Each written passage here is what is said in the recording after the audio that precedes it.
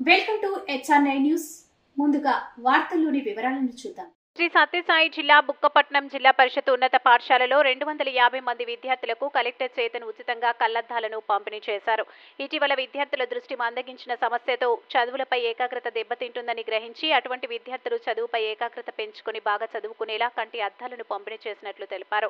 అంతకు మునుపు పాఠశాలలోని ప్రతి గదిని తనిఖీ చేసిన ఆయన విద్యార్థుల సమస్యలు అడిగి తెలుసుకున్నారు.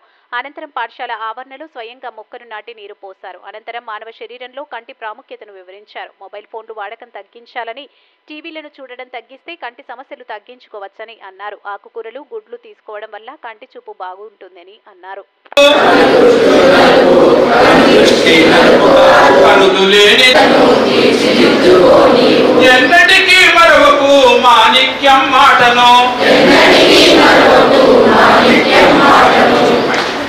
కంటి చూపు చాలా ముఖ్యమైనది. కంటి చూపును మనం కాపాడుకోవాలి. ఈ మధ్యకాలంలో ఫోన్లు, టీవీలు పిల్లలు చాలా అధికంగా చూస్తున్నారు.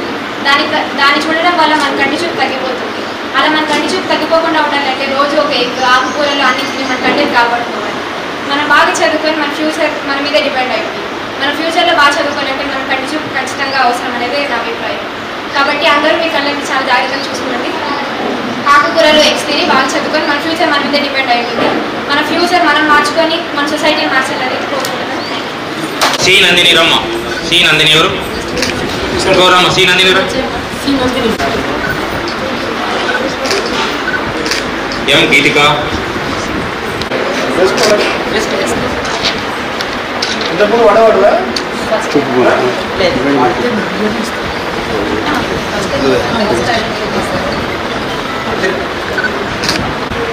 బి రవితేజ. బి రవితేజ. బాబు. బాబు.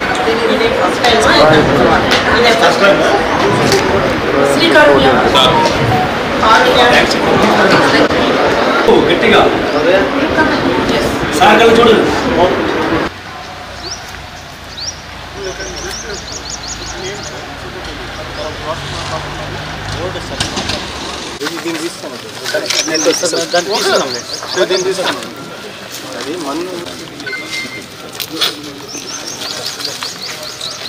నా నువ్వు ఇప్పుడు మళ్ళీ